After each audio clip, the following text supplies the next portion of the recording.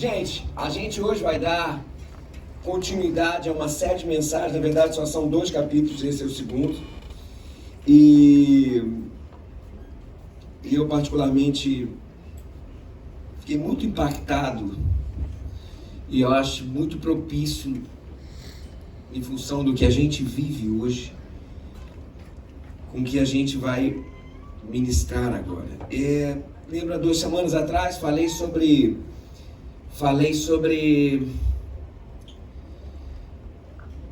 quem é o meu próximo.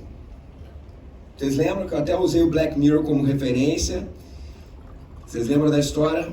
O camarada tinha um chip na cabeça dele, implantava um chip que fazia com que ele enxergasse o outro, não como o outro, mas como uma barata. E quando a gente desumaniza o próximo, a consequência dessa desumanização é que eliminá-lo não tem problema, você pode eliminar, tá tudo certo. E a consequência disso, daí essa pergunta que foi feita por um senhor da lei, um mestre da lei, a Jesus. E a resposta a essa pergunta de quem é o meu próximo foi a parábola do bom samaritano. Vocês lembram do que aconteceu? Quem é o meu próximo? Jesus respondeu assim, havia um judeu que desceu de Jerusalém a Jericó, provavelmente a fazer negócios. Aquele judeu tinha o samaritano como a barata, aquele que não era o próximo, aquele que era motivo de ser eliminado. Barata, eu uso esse termo lá do Black Mirror.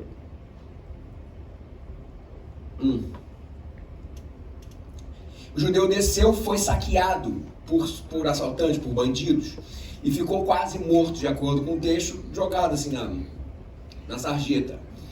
Aí passou um levita, que era judeu, o irmão olhou para aquele cara quase morto e falou assim, eu, de jeito nenhum, não vou ajudar. Vocês lembram por quê? Porque a lei fazia com que ele não pudesse ajudar aquele cara, porque se ele tocasse naquele cara, ele estaria impuro. E a consequência disso é que ele não poderia fazer a sua função de adoração no templo do Deus Todo-Poderoso. Veja que a lei começou a afastar, começou a ser um problema para que ele pudesse entender que aquele ali não era o próximo dele, mas fazer a sua função na religiosidade dele, isso sim significaria estar buscando a adoração diante de Deus.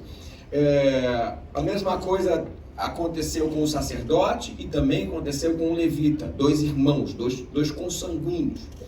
Até que o samaritano pintou, e o samaritano, que era barata, né, falou assim, eu vou ajudar esse cara, o que você precisa? Levou o cara, tratou da filha do cara, foi lá no hotel, pagou pro cara e falou assim, depois eu vou pagar mais se custar alguma coisa. Quem foi o próximo daquele cara? Jesus perguntou. Daí o mestre da lei falou assim, é aquele que exerceu misericórdia. E a gente aprendeu semana passada, trocando em miúdos, cuidado com os chips que colocam em você. Ou seja, chips que fazem você enxergar o outro não como seu próximo e eliminá-lo. Vocês lembram disso? Primeira coisa, número 1. Segunda coisa que a gente aprendeu na semana retrasada foi que o sagrado não é a estrutura de se fazer o culto, não é a liturgia. Isso aqui não é sagrado. Isso aqui não é sagrado. Esse microfone na mão, esses louvores não são sagrados. O que é sagrado é o outro. Sagrado é o outro. A lei tem que ser ressignificada para fazermos pontes e não destruí-las. Vou repetir, segunda coisa que foi falada 2 semanas atrás, sagrado é o outro. E a lei, se ela existe, a lei que existe tem que ser ressignificada para fazermos pontes e não destruí-las, que foi o que aconteceu, eles destruíram. O judeu que estava jogado ali, ele tinha que ser assistido, mas só que a lei impediu que os levitas e os sacerdotes chegassem a eles sob a penitência de que eles não poderiam dirigir a adoração ao Deus Todo-Poderoso. Você pensa? A lei aí não era uma lei divina, era uma lei do diabo. Era isso que Jesus Cristo estava tentando falar. Quem é o meu próximo? Quem é o meu próximo? Cuidado com os chips que te colocam, para que o seu próximo não seja mais o seu próximo. E número 2 que a gente falou foi que sagrado é o outro. E a lei, a organização, o jeitão de fazer pode mudar para que o outro seja o nosso alvo. Isso que falamos. Quem é o meu próximo? E hoje eu queria provocar vocês. Eu queria que o tema, falando sobre quem é o meu próximo, a gente vai dar um passo à frente, é até que ponto você vai pelo seu próximo. Até onde você vai pelo próximo? Essa é a pergunta. Confesso para vocês que eu estou aqui para provocar hoje. Eu vou levantar diversas questões. E vou provocar muito. E vou tentar levar você ao seu limite. Para saber assim, qual é o teu limite? Até que ponto você vai pelo seu próximo? Até onde você vai pelo teu próximo? Eu queria usar o mesmo texto. O texto é o texto que Jesus contou a parábola do bom samaritano. Lucas capítulo 10, de 25 a 28. A gente vai pegar o iniciozinho. Lucas capítulo 10, de 25 a 28. Eu queria que você tivesse com o seu coração aberto hoje. Sabe, eu vou construir um pensamento antes de chegar a algumas conclusões. Esteja com o teu coração mais aberto. Não preconceitue antes da gente chegar no final. Tá? Não preconceitua. Lucas 10, de 25 a 28. Fala assim: e eis que se levantou um certo doutor da lei, tentando e dizendo: mestre, que farei para herdar a vida eterna? E ele lhes disse: que está escrito na lei, como leis? Respondendo ele disse: amarás ao Senhor teu Deus de todo o teu coração, de toda a tua alma, de todas as tuas forças, de todo o teu entendimento, e ao teu próximo como a ti mesmo. E disse-lhe: respondeste bem, faze isso e viverás. Bom, vamos até aqui. Esse foi o início do diálogo do Senhor da lei com Jesus. E ele chegou e falou assim: como que eu posso fazer para herdar a vida eterna? Lembra que essa consequência do que ele respondeu a Jesus, ele falou: ó, ama o seu Deus sobre todas as coisas e ama o teu próximo como a si mesmo. É isso. Daí ele falou assim: tudo bem, disseste bem, faz isso e viverá. Só que o cara ficou com uma pulga atrás da orelha, e daí veio outra pergunta, que foi a pergunta que foi trabalhada na semana retrasada: quem é o meu próximo? Porque amar o seu Deus sobre todas as coisas, ele se entendeu, o mestre da lei, falou assim: não, isso aí eu acho que eu faço bem. Porque ele espiava bem a lei, né? Aquela coisa toda. Quem é meu próximo? Mas ao invés de eu abordar o texto hoje sob a perspectiva de quem é meu próximo, eu vou abordar sob a perspectiva da primeira pergunta. E qual é a primeira pergunta? O que eu tenho que fazer para herdar a vida eterna? E é interessante porque o contrário de herdar a vida eterna, o que não nos faz não herdar a vida eterna, é quando a gente erra o alvo, é quando a gente peca. É quando a gente fala: Deus, você não é importante para mim, você não é prioridade. Então, quando o próprio mestre da lei, chancelado por verdade, como Jesus diz assim: amarás ao Senhor teu Deus de todo o teu coração, de toda a tua alma e de todas as suas forças e de todo o teu entendimento, e ao teu próximo como a ti mesmo. O próprio Senhor da lei, quando falou isso, ele estava dizendo que isso aí era ter a vida eterna, ele herdaria a vida eterna, e o contrário disso era pecar contra Deus. Ou seja, pecado é o que faz separação da gente com Deus, e separação da vida eterna que ele nos prometeu, certo? Lembra que diz Isaías capítulo 59, versículo 1 e 8? A mão do Senhor está estendida para te abençoar. Os vossos ouvidos são prontos para escutar Ele. Ou seja, para escutar o que Deus tem a fazer, o que Deus tem a dizer. Mas, versículo 2, mas os vossos pecados fazem separação entre ti e Deus. As vossas transgressões fazem separação. Ou seja, o que nos afasta de Deus é quando a gente entristece o coração dele. E a gente vive sob a concupiscência do pecado. E aí vem a pergunta: o que é pecado? E aí a pergunta: o que é pecado? É respondido pelo próprio Deus na antítese da afirmação que ele diz como correta. Pecado é a antítese da resposta do doutor da lei. Vamos voltar então na resposta do doutor da lei. E respondeu, ele disse: amarás o Senhor teu Deus de todo o teu coração, de toda a tua alma, de todas as tuas forças, e de todo o teu entendimento, e ao próximo como a ti mesmo. O que é pecado? É a antítese disso. Primeira coisa, amar o Senhor teu Deus. Pecado é uma atitude de fechamento a Deus. Calma, estou construindo, daqui a pouco a gente chega. Pecado é uma atitude de fechamento a Deus. Ou seja, tudo isso é resumido numa essência, numa lei chamada idolatria, que foi o principal pecado do Antigo Testamento. Idolatria é o quê? É tudo que a gente coloca na frente de Deus. A idolatria pode ser o dinheiro, isso na Bíblia foi chamado de mamon. A idolatria pode ser a tua esposa, a idolatria pode ser teus filhos, a idolatria pode ser a tua profissão. Isso é idolatria. Tudo que a gente coloca na frente de Deus é chamado idolatria.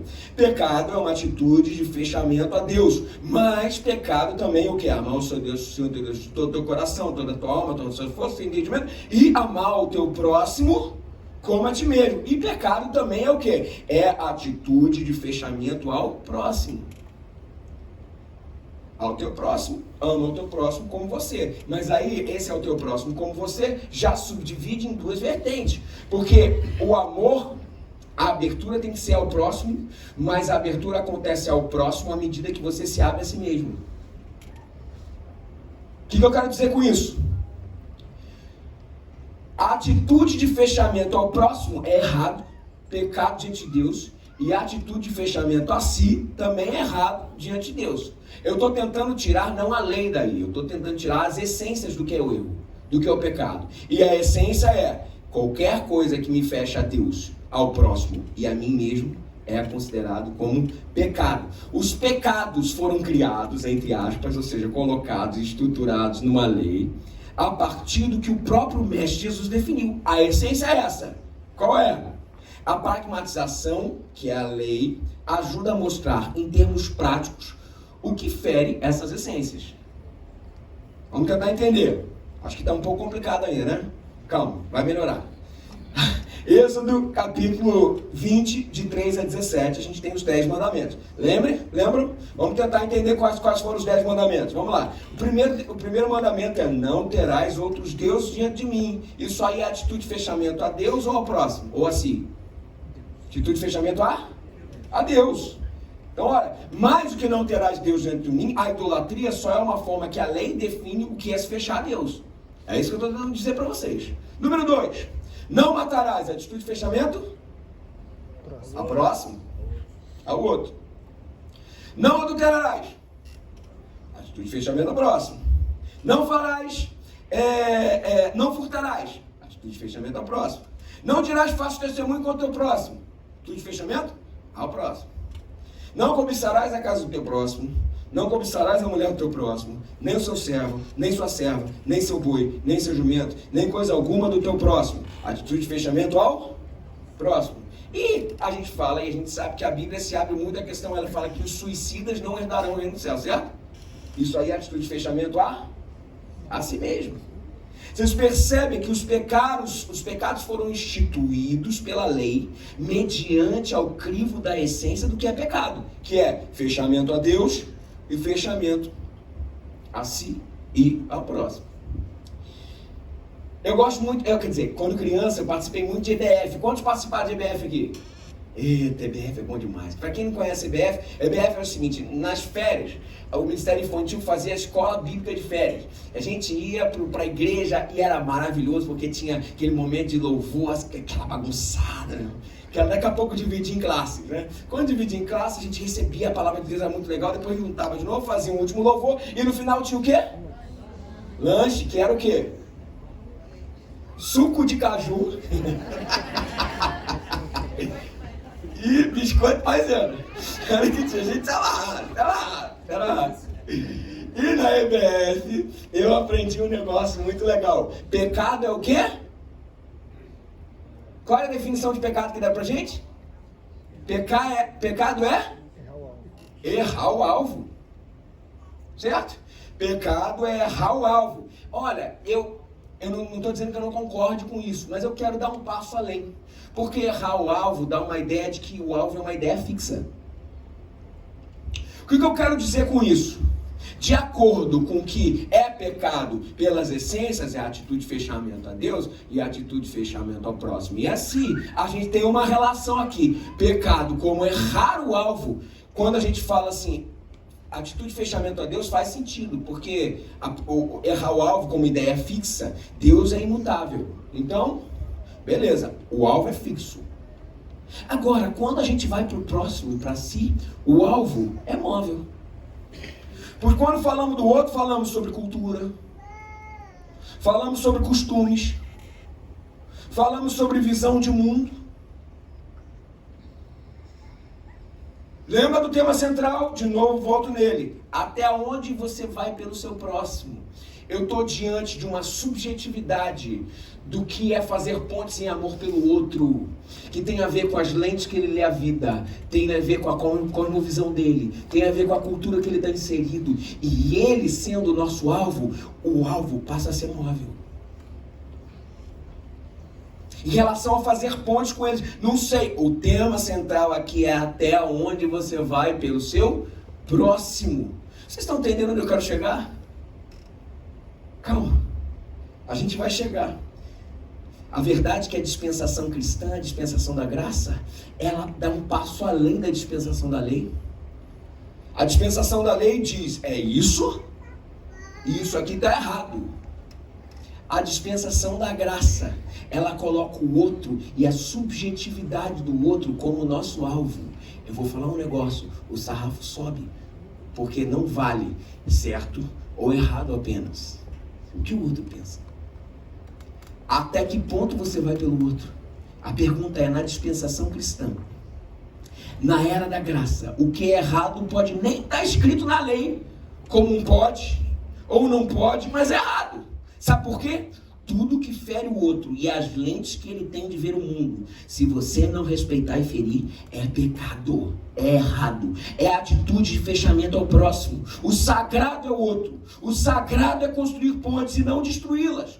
O evangelho de Jesus não é uma cartilha de lei a ser seguida, mas uma essência que ressignifica as práticas, e a essência é essa: ame a Deus e ame ao próximo. Ame, ame, ame. Daí, a partir daí, viva a sua vida e ressignifique suas escolhas. Perceberam? Vou contar uma experiência. Eu, quando músico, quando trabalhava com músico, me apareceu a oportunidade de dirigir e gravar também, tocando, cantando, com um padre muito famoso, chamado Fábio Manzotti. E foi assim, um DVD que saiu para tudo quanto é lugar, para Globo, não sei o que e tal. Eu fazia parte de uma comunidade de fé muito nova, muito nova. Tem algum problema de eu tocar e fazer meu trabalho lá, tocar e cantar? Não tem, nenhum. Só que eu sei que a comunidade que ia receber, a comunidade pela qual eu fazia parte, tá? Quando me visse em cadeia nacional cantando de repente com o padre, isso faria mal para eles. Não tinha nada errado nisso, gente. A Bíblia não tem lei para isso. Não tocaste com o padre, pelo contrário. Eu acho que essas barreiras tudo tem que cair, essa é a verdade. Eu acho. Depois a gente fala sobre isso, que isso é um outro assunto. Isso é um outro assunto. Mas a verdade é que o limite das minhas escolhas não tem a ver com lei de pode, não pode. Os limites da minha escolha tem a ver com o que o outro pensa. Sabe por quê? Porque o que o outro pensa é importante. Porque o reino de Deus é fazer ponte com o outro. Percebam que a graça parte do princípio. Então, a lei é importante porque é o segundo momento, é a pragmatização, é a sistematização, mas desde que isso crie pontes. E à medida que a cultura vai mudando, a lei tem que ser ressignificada se as pontes são quebradas.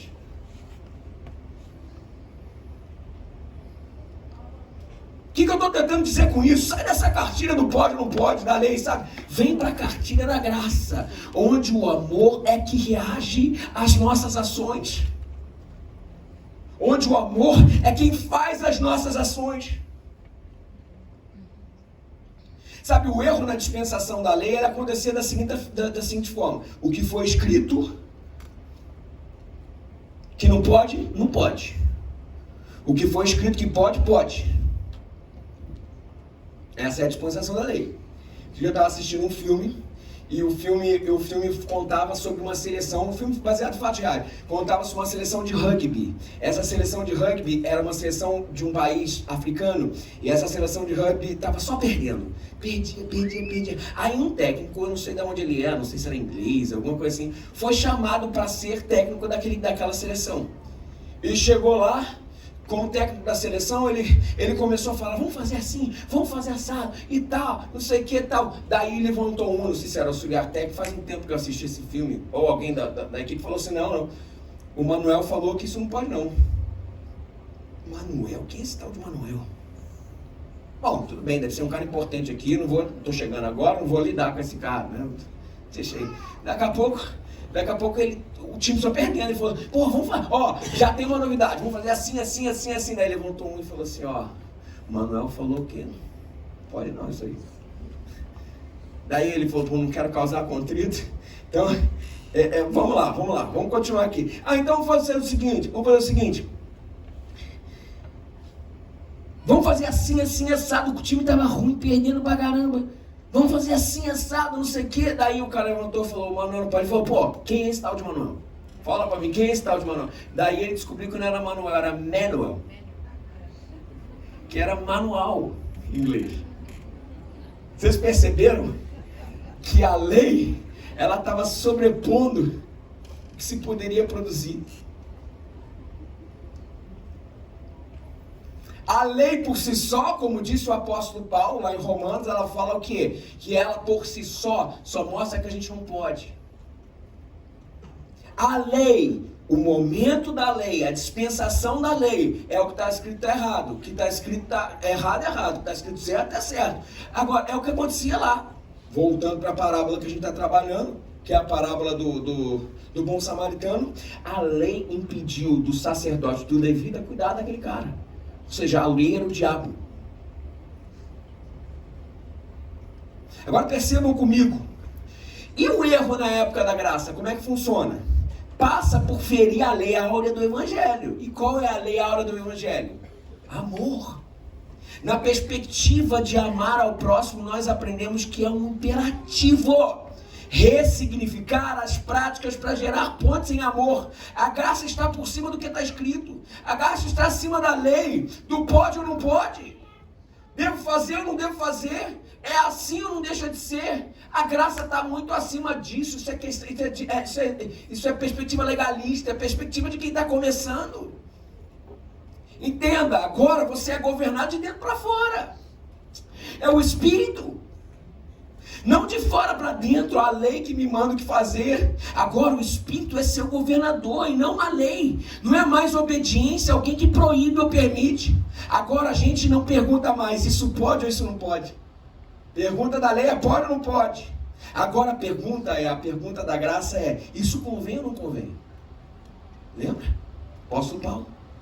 Isso convém ou não convém? Isso destrói ou não destrói?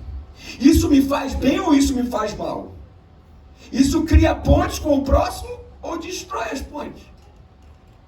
Isso significa o ser humano ou bestializa o ser humano?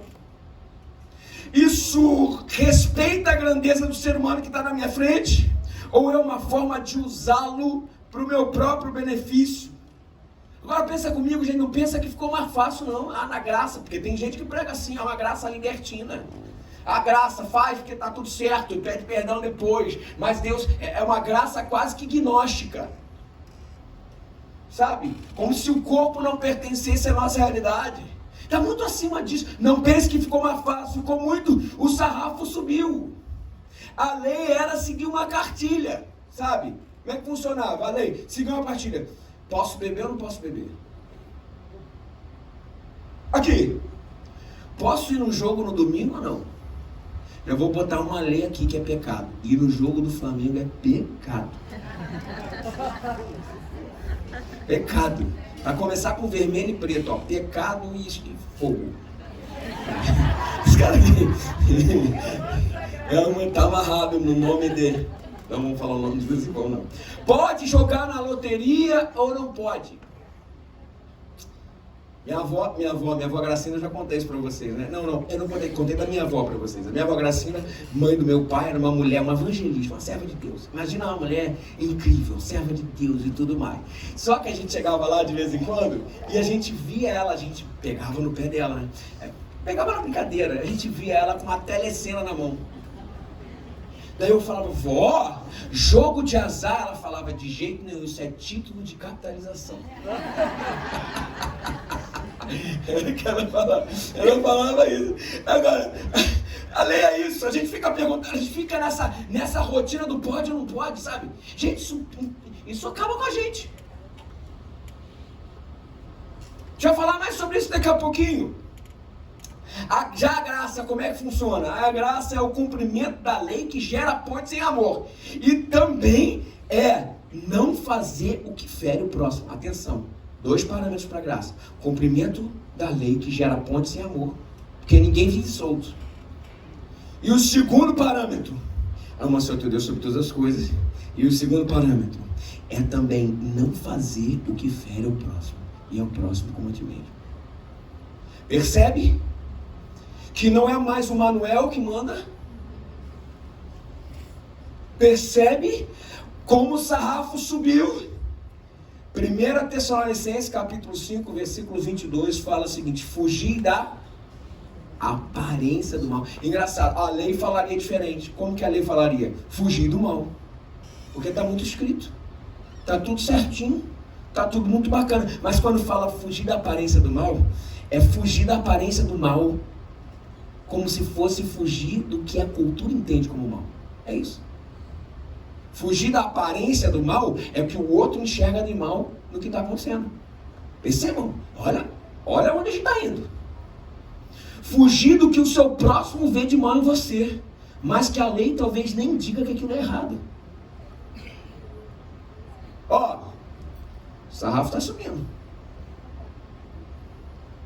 Está subindo. Ou seja, atenção a isso. Ser cristão é se importar com o que os outros pensam de você sempre. Ah, não, eu tenho minha verdade. Você é um legalista. Lembra? Pecado é atitude de fechamento a Deus e atitude de fechamento ao próximo. Eu sou verdadeiro no que eu estou falando, eu posso garantir que o que eu estou fazendo é certo. Meu querido irmão, você está pecando porque você está se fechando ao outro. Voltemos ao tema central. Até que ponto você vai pelo seu próximo? Eu estou apertando. Até que ponto você vai pelo seu próximo? Até agora a gente aprendeu um negócio. Sagrado é o outro. E ele é o limite das minhas ações. Vou falar de novo. Sagrado é o outro. E ele é o limite das minhas ações. E a coisa vai piorando. Porque 1 Coríntios capítulo 8 fala um negócio. Gente, eu queria que vocês abrissem. Paulo estava tentando conciliar um problema numa igreja problemática. A igreja problemática era a igreja de Corinto, uma igreja extremamente carnal. 1 Coríntios capítulo 8. Vamos ler do versículo 1. Atenção a essa leitura. Essa leitura é muito importante.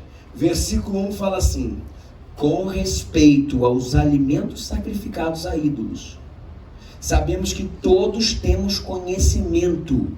Agora, olha o tema central do que Paulo vai falar. O conhecimento traz orgulho, mas o amor edifica.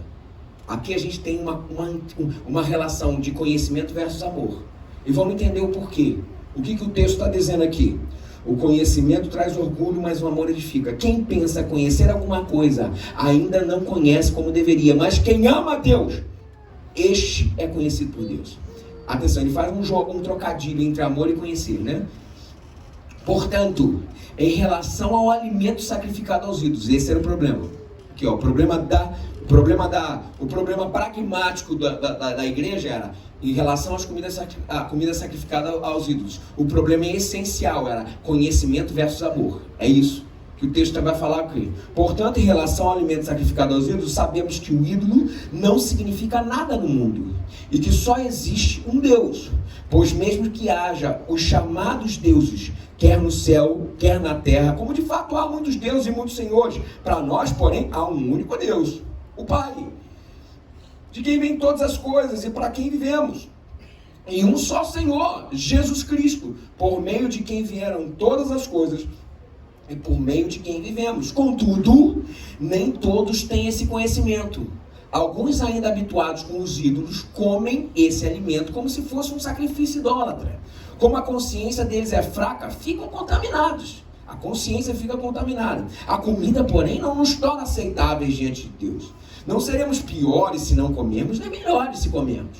Contudo, tenham cuidado para que o exercício da liberdade de vocês não se torne uma pedra de tropeço para os fracos. Pois, se alguém que tem consciência fraca vir você que tem esse conhecimento comer num templo de ídolos, não será induzido a comer do que foi sacrificado a ídolos? Atenção, assim, esse irmão fraco, porém, por quem Cristo morreu, é destruído por causa do conhecimento que você tem. Quando você peca contra os seus irmãos dessa maneira, ferindo a consciência fraca deles, peca contra Cristo. Portanto, se aquilo que eu como leva o meu irmão a pecar, nunca mais comerei carne, para não fazer meu irmão tropeçar. Olha aqui, que texto precioso e que problema que Paulo está. Vamos tentar entender o que está acontecendo aqui. O problema central aqui do texto é o seguinte: pode comer sacrificado a ídolos?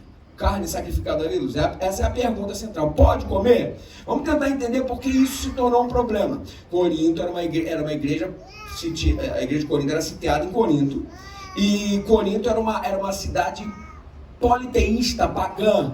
O seu deus principal era Afrodite. Era uma cidade que fazia de sacrifícios de animais, e esses animais que eram sacrificados eram comidos como uma forma de adoração. O que acontecia é que vários animais eram sacrificados nos seus templos. E as carnes sacrificadas, elas tinham dois destinos.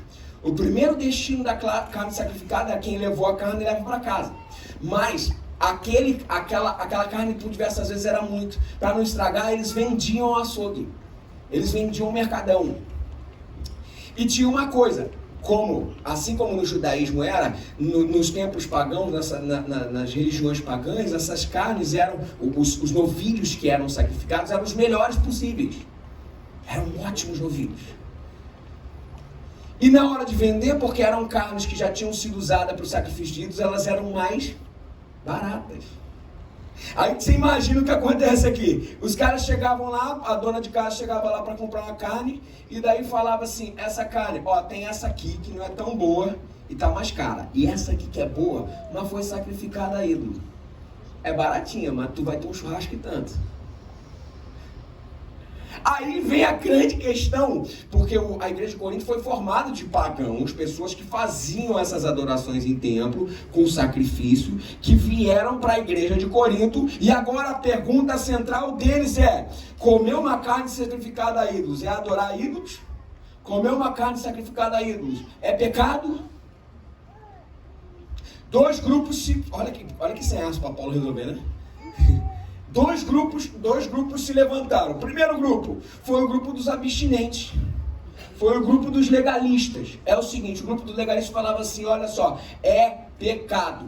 E como a gente não sabe se uma carne foi sacrificada a ídolo ou não, eu digo para vocês, nós dizemos, é melhor que a gente não coma carne mais. Aqui começou o movimento vegano no mundo. Deus abençoe os veganos da nossa igreja, mas comer carne é muito bom, gente. Nossa. Aqui, aqui estavam os abstinentes legalistas que chegaram à atitude mais aguda de falar assim: como a gente não sabe de onde vem a carne, aí não come. E acabou o problema. E aí veio o segundo grupo, que era o grupo dos libertinos e permissivos, que diziam assim: ei, olha só, a minha teologia está certa. Atenção, olha o que eles falam: a minha teologia está certa. Tinha até texto, daqui a pouco eu vou falar. O que eu estou fazendo não está errado, eu vou comer e ponto final. Quem Paulo apoiou? Nenhum dos dois grupos Paulo apoiou. Nenhum dos dois grupos. Agora a pergunta é: como Paulo saiu dessa? Como Paulo saiu dessa? Vou falar um negócio para vocês. Ele recorreu ao evangelho da graça e as categorias do que é erro no evangelho da graça. Como assim? Versículo 8, bota no versículo 8 para mim aí: a comida, porém, não nos torna aceitáveis diante de Deus, não seremos piores se não comermos, nem melhores se comermos. Vamos até aí. Primeira coisa que ele está falando aqui, olha só. Comer carne não está na categoria do pode ou não pode. Não está na categoria do imoral, que é o não pode, ou na categoria do moral, que pode. Comer carne está na categoria do amoral. Ou seja, não tem como definir, nem é moral, nem é moral, é amoral. Aí, com certeza, Paulo tinha na mente as palavras de Cristo. Mateus 15, 11, 18, 19, fala assim, ó, o próprio Jesus falando, o que contamina o homem não é o que entra na boca, mas o que sai da boca. Isso é o que contamina o homem, mas o que sai da boca procede do coração, e isso contamina o homem, porque do coração procedem os maus pensamentos, morte, adultérios, fornicação, furtos, falso testemunho e blasfêmia. Agora percebam como é que Paulo fez para sair daqui. Percebam o perigo que Paulo estava alertando a igreja de Corinto. Paulo olhou para as essências, porque a graça nunca olha para o pragmatismo da lei, a graça sempre olha para as essências. Paulo olhou para as essências, a mesma igreja de Corinto, que se separou em partidos. Lembra o que aconteceu? Eu sou de Paulo, eu sou de Apolo, eu sou de Cefas, eu sou de Cristo. A mesma igreja de Corinto que apoiou o incesto em nome de Deus. Agora, a mesma igreja, por causa do conhecimento, quebrou sua comunhão e cometeu pecado. A igreja de Corinto estava dividida novamente. Os legalistas chamando aqueles que comiam de carne de mundanos. E os permissivos chamando os legalistas de fanáticos, sem entender a verdade. A pergunta que eu te faço é: o que Paulo fez? Qual foi? Em termos amorais, eu não estou falando de moralidade e de imoralidade, que é preto no branco, em termos amorais. É sobre isso que o texto está falando. O que Paulo fez? Versículo 9 a 13 fala, contudo, olha o que Paulo fala. Tenham cuidado para que o exercício da liberdade de vocês não se torne uma pedra de tropeço para os fracos. Vê que o sarrafo está mais em cima, esquece a lei. Pois se alguém que tem a consciência fraca vir você que tem esse conhecimento comer num templo de ídolos, não será induzido a comer do que foi sacrificado a ídolos. Assim, esse irmão fraco, por quem Cristo morreu, é destruído por causa do conhecimento que você tem. Quando você peca contra os seus irmãos dessa maneira, ferindo a consciência fraca deles, peca contra Cristo. Portanto, se aquilo que eu como leva o meu irmão a pecar, nunca mais comerei carne, para não fazer meu irmão tropeçar. Meu querido. O Evangelho da Graça coloca o erro, a transgressão do outro. E quando o outro tem sua cultura e as lentes as lentes de cosmovisão diferente da sua, isso tudo também tem que ser respeitado. E você tem que ressignificar as suas ações em função do quem o outro é. Meu irmão. A coisa vai ficando mais difícil, né? Porque era mais fácil dizer sim, isso é pecado.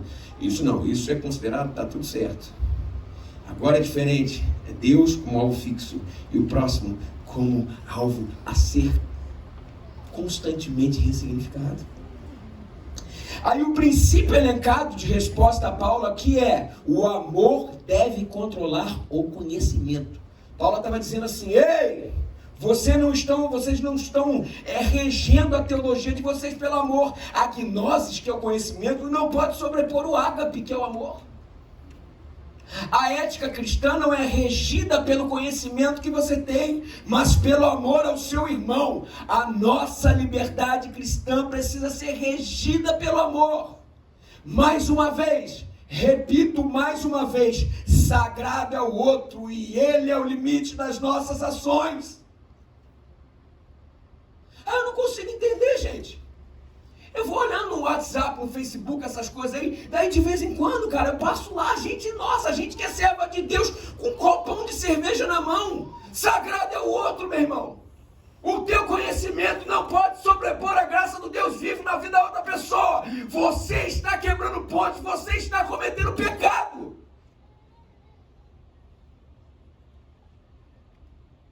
Por quê? Meu querido, se a sua missão não reger suas ações, sabe o que vai acontecer? Você vai se ilhar, porque o Evangelho de Jesus Cristo tem a ver com Deus e tem a ver com o próximo. E se o outro é atingido, você quebra a ponte. Sim, você está sendo um diabo para o Evangelho. Você está sendo um demônio para o evangelho. Porque o conhecimento não pode sobrepor o próximo. Ah, eu sei, a Bíblia fala, é sobre embriaguez do vinho. Meu querido, numa sociedade em que o alcoolismo é uma epidemia, numa sociedade que 70% das mortes que acontecem em trânsito acontece por causa do alcoolismo, numa sociedade que isso é sempre, você vai ficar com o teu conhecimento. Pode ficar com o teu conhecimento, você está coberto de razão. Mas não esqueça que pecado fere as lentes do próximo e você tem ferido. Veja que eu não estou indo na lei, não me chame de legalista. Não me chame de legalista. Eu construí 30 minutos de pensamento, de conhecimento para chegar no que eu falei agora, por exemplo. Não me chame. Eu fui nas essências. Se você quiser beber publicamente, vai para a Europa. Claro que eu estou falando sobre bebida aqui. Agora eu vou falar sobre outras coisas. Eu não vim falar de bebida, não. Eu vim para falar que as suas ações têm que significar e ressignificar a sua missão. Porque você não vive para você, você vive para o teu próximo. Se você não entender isso, você vai dar com um burro em ponta de faca, o teu ministério nunca vai acontecer. Porque não adianta, é o outro que é o nosso alvo. Aí de vez em quando, eu olho uma foto na internet e passa assim, cara, a pessoa semi-nu. Não estou falando do sim, não, gente. Não estou falando, mas não tem nenhum... Gente, vou falar. A Bíblia, ela é feita de essências. Não seja legalista. Isso é legalismo. Você pode olhar e falar assim, por exemplo, sobre a bebida. O que não pode é se embriagar. Isso é legalismo. Porque para o judeu não podia tocar no cara que estava quase morto. Isso é legalismo da mesma forma. Você está sendo de novo o sacerdote e levita passando pelo cara moribundo. Sagrado é outro, pô. A pessoa tira e fala assim, não, tudo bem, aí tá tudo certo. Meu querido, se alguém olha aquele negócio ali, de você tirando aquela foto, aquilo vai criar pontos no evangelho, ou aquilo vai fazer com que você seja um empecilho para comunicar o reino de Deus para ele. Estou falando para vocês, o sarrafo é mais em cima. O sarrafo é mais em cima. Sim, o que o outro pensa sobre você, cabe a você. É importante. Aí a gente vai fazer uma festa para nossa filha de 15 anos. Aí começa os pancadão, meu irmão, as letras toda doida. Como é que tu vai pregar o evangelho para aquele pessoal depois? Você está afastando ou aproximando as pessoas do evangelho? Gente, aqui, gente, se a gente não entender que não tem a ver com a gente, tem a ver com o reino de Deus, a gente ressignifica as nossas ações. A gente refaz a todo momento, porque o que não comunica com o evangelho do reino de Deus, eu tenho que refazer. E não seja legalista de dizer assim, mas não está escrito no manual. O manual, esquece o manual.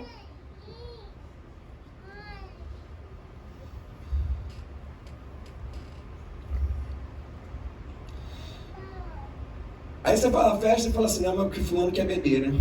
Pô, fulano quer beber. Aí começa cheio de bebida. E depois? O programa evangelho para aquele povo. Veja, não estou falando que é certo, vocês estão me entendendo. Vocês estão entendendo? Eu não estou aqui para falar o que é certo ou errado. Eu estou aqui para trazer as essências do que é errado. E meu querido, eu falo categoricamente, se o próximo não for o seu alvo, nas suas ações, você está pecando, você está sendo um demônio para essas pessoas. Mesmo que a lei não te abone, mesmo que a lei não diga o contrário. Vocês estão entendendo? Onde esse negócio vai chegar? Não, mas eu vou para o provisório, que está tudo certo, eu vou lá, não faço nada, não sei o que, meu querido. Você vai quebrar pontes. Você não vai construir pontes. Não se constrói pontes. O que o outro pensa sobre você interfere diretamente no reino de Deus. O que os outros pensam sobre você é importante sim. Quem não se importa com isso está pecando. Jesus falou isso. Mateus capítulo 18, de 6 a 7. Fala assim, mas qualquer que fizer tropeçar um desses pequeninos que crê em mim, melhor lhe fora que se lhe pendurasse ao pescoço uma pedra de moinho e se submergisse na profundeza do mar. Ai do mundo, por causa dos tropeços, pois é inevitável que venham. Mas ai do homem por quem o tropeço vier.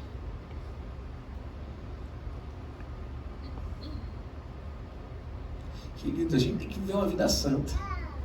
Vê que eu não estou falando que santo é o que pode e o que não pode. Santos são as essências do Evangelho.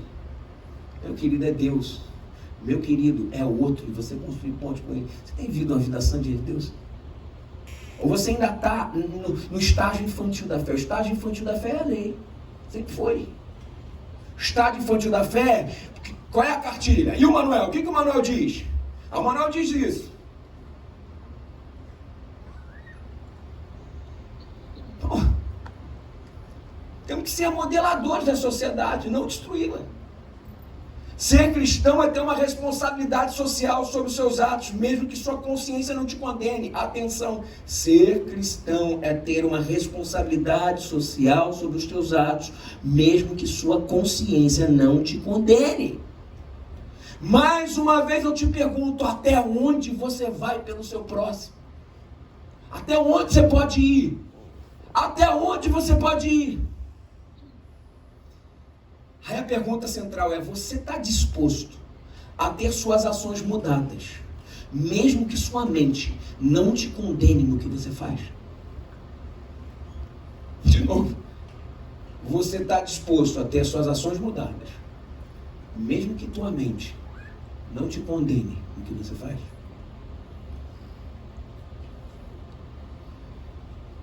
Meu querido, quando pecamos contra o próximo, estamos, na verdade, pecando contra Cristo. Vocês lembram o que aconteceu com o apóstolo Paulo? O apóstolo Paulo, que era Saulo antes, indo a caminho de Damasco, para perseguir os cristãos. Daqui a pouco Deus chegou e se manifestou, era o próprio Cristo, chegou e manifestou, ele ficou cego, e a voz que Cristo falou para ele é o seguinte: Paulo, Paulo, Saulo, Saulo, por que me persegues? Mas engraçado, quem que ele perseguia? Era Cristo. Mas não, a gente entende que quando a gente peca contra o próximo, a gente na verdade peca contra o próprio Cristo. Ei, sagrado é o outro, e ele é o limite das nossas ações.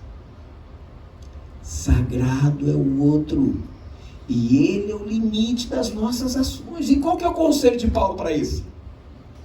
Para aquela questão lá de Paulo, de comer comida sacrificada a ídolos, qual é que é o limite disso tudo? Coríntios 10, de 31 a 33 fala, ó, assim, quer vocês comam, bebam, ou façam qualquer outra coisa, façam tudo para a honra e glória de Deus. Não se tornem motivo de tropeço, nem para judeus, olha só, nem para os prosélitos da fé, nem para gregos. Ou seja, nem para o gentio, nem para a igreja de Deus. Também eu procuro agradar a todos de todas as formas, porque não estou procurando o meu próprio bem, mas o bem de muitos, para que sejam salvos. As suas ações justificam, tem que justificar para que você veio aqui. A sua missão é norteadora para as suas ações, e não pode ou não pode. Não se esqueça da grande comissão. Nós fomos chamados para sermos enviados para proclamar o Evangelho de Jesus Cristo ao mundo. Se as suas ações quebram pontes, você é filho do diabo. Nossa, está pesado, né? Eita ferro. Gente, é difícil eu falar isso. Você sabe que eu sou todo amoroso. É verdade. Mas eu estou percebendo, gente. Não está legal. Tá legal. Parece que o Evangelho é nosso, sabe? O conhecimento se tornou mais importante que o amor. Vocês têm conhecimento teológico para tudo. Sabe tudo. E aqui na igreja todo mundo sabe tudo. Sabe todos os textos de cor. Mas a gente esquece que o amor suplanta qualquer conhecimento, gente. O próximo é nosso alvo. Eu mudo a lei para que eu possa atingir o próximo. Qual é o problema? É isso que o apóstolo Paulo está falando, gente. Sou eu não. Agora, existe uma circunstância na vida em que o outro pensa sobre você, não pode ficar em primeiro plano. Atenção, última coisa que eu tenho que falar. Existe um caso bíblico em que o outro pensa sobre você, não pode ficar em primeiro plano. Eu quero falar esse caso, tirar um princípio e eu termino.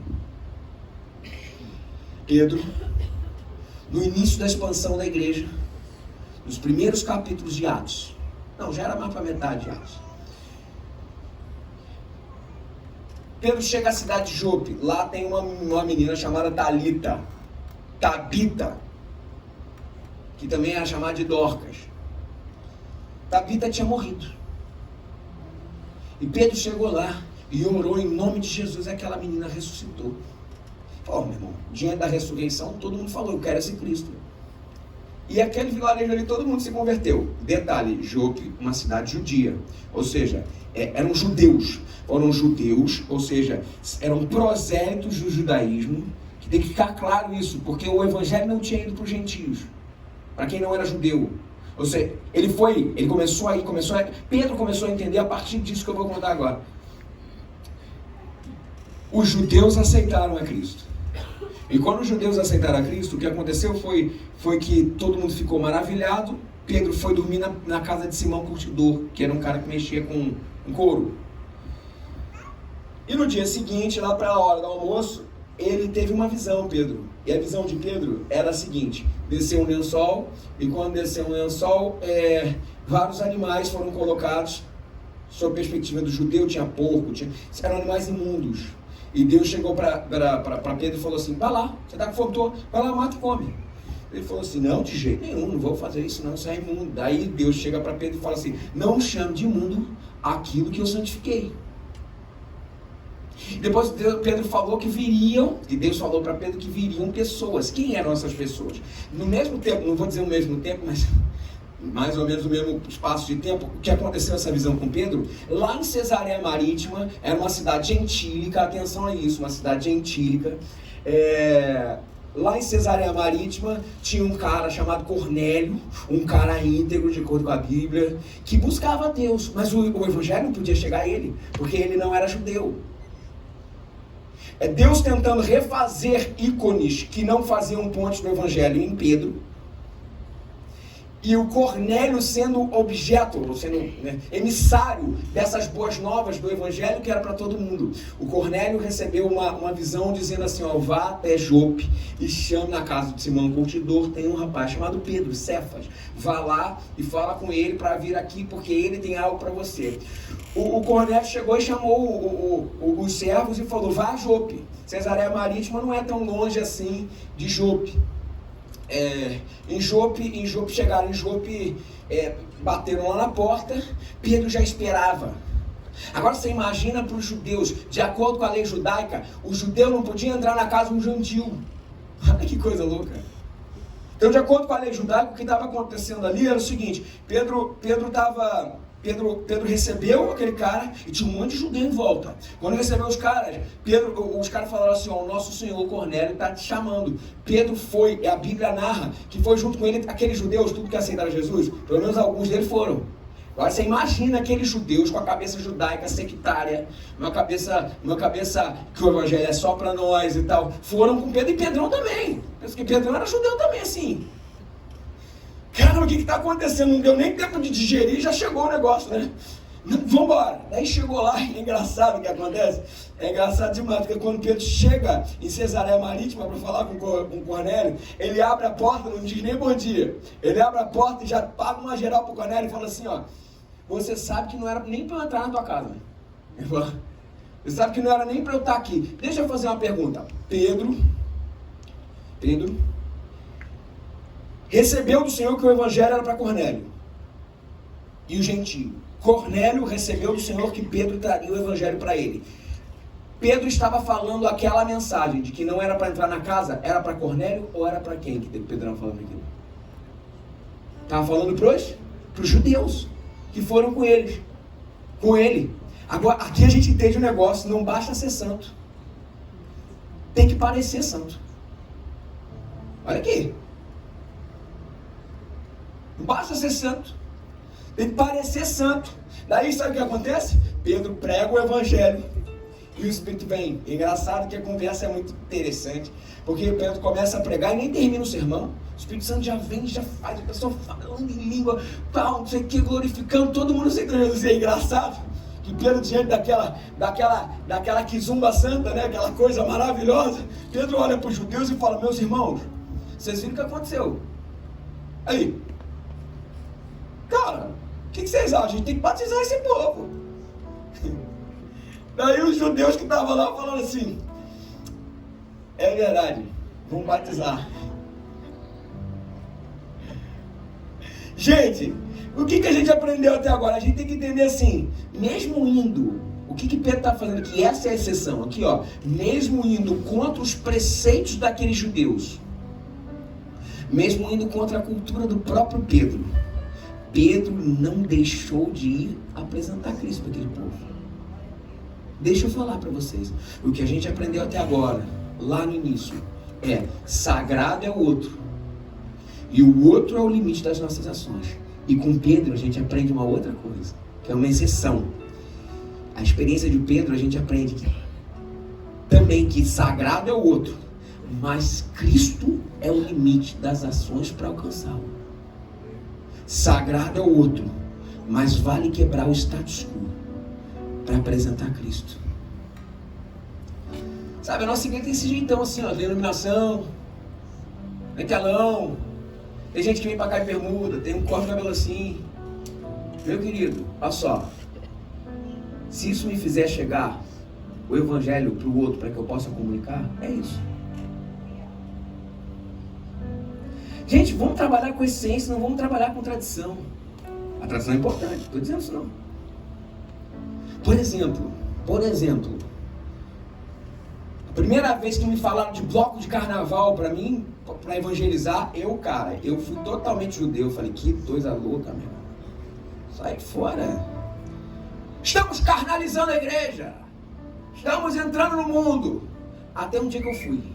Meu irmão, quando eu fui, eu vi que os caras buscavam, que o Senhor estava fazendo, que o evangelho tinha chegado a Cesareia Marítima. Eu falei, eu quero estar em Cesareia Marítima, não em Jope. Vou falar que para mim é difícil, eu não gosto do carnaval, eu odeio o carnaval. Mas agora, o carnaval está aí, o que a gente vai fazer? A gente vai lá no terreno do inimigo buscar alma para ele, para Cristo. Ah, meu querido irmão, por favor, não deixe a sua instituição ideológica fazer com que o evangelho não chegue àquele que talvez não comunique com a sua cultura, mas comunica com a cultura do outro.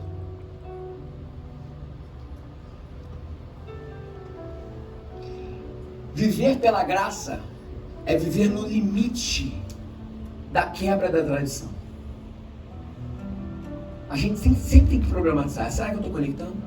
Será que eu estou fazendo pontes? Viver pela graça é ressignificar as atitudes sempre, em detrimento do próximo, de honrar a Deus. E para terminar um texto que eu amo muito, amo demais. Efésios capítulo 5, versículo 18. Os legalistas gostam de ler assim: e não vos embriagueis com vinho onde há contenda. Essa é a lei. Bom, mas esquecem da segunda parte, que é: mas enchei-vos do Espírito Santo. Lei, Espírito Santo, graça. O que o texto está falando é o seguinte: você quer cumprir a lei? Ei, se encha do Espírito. Se encha do Espírito. Porque à medida que você se enche do Espírito, meu irmão, o que acontece é que o não fazer ou deixar de fazer não importa, porque eu quero agradar o meu amado. Se encha do Espírito. Vou falar um negócio para vocês, querido, a gente não deixa de fazer porque dizem pra gente que é proibido, não. Tudo que dizem não pode, é o contrário, né? Dá aquela coceirinha, né? Você viu que tem? Você viu que agora tem na internet aquelas crianças que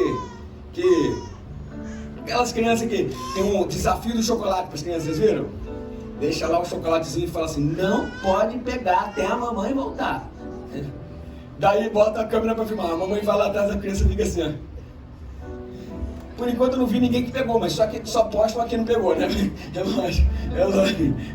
Mas a verdade é que o chocolate está lá, gente. Isso aí, esquece o chocolate. Lembre-se da presença do Pai.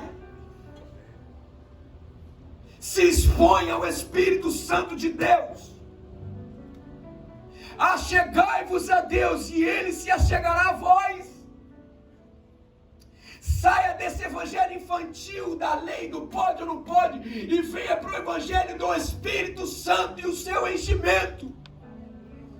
Se exponha ao Espírito. Minha mãe foi muito sábia em relação a isso. Minha mãe sempre foi sábia. Foi muito interessante. Porque eu te contar como é que era meu domingo. Meu domingo era assim. A gente chegava às 8 horas da manhã na igreja.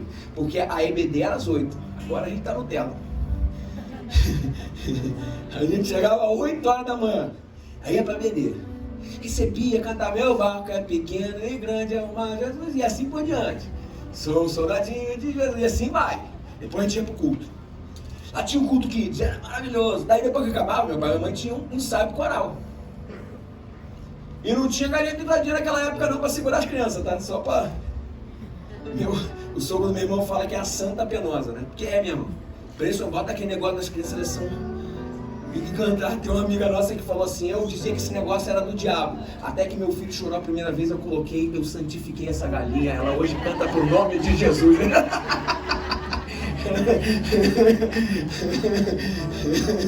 Muito bom. E eu ficava lá. Então, daqui a pouco, acabava o ensaio do coral e meu irmão fazendo aquela bagunça. Não vai pra casa não, almoça na igreja.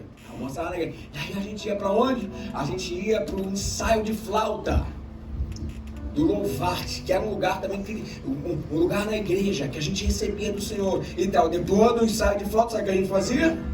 A gente ia para a união de treinamento. Depois da união de treinamento, a gente ia para o culto da noite. Depois do culto da noite, a gente ia para onde?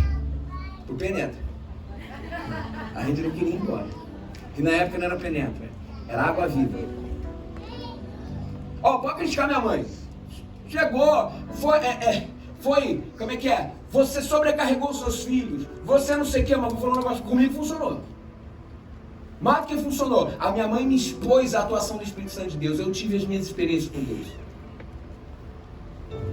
O que Deus está falando aqui, que não adianta esse papo de eu quero, eu não quero, eu posso, eu não posso. Não estou dizendo que isso não tem que ser falado, não. Porque a gente faz assim quando criança, principalmente. Porque não é não, acabou. Mas a verdade é que se a gente não tiver um encontro com Deus e não se encher do Espírito Santo de Deus, a gente não vai conseguir vencer o pecado. Se encha do Espírito Santo de Deus.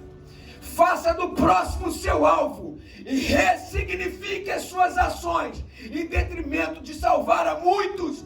Você é flecha na mão do arqueiro, você é tocha na mão do Senhor. Tome posse disso, meu amigo.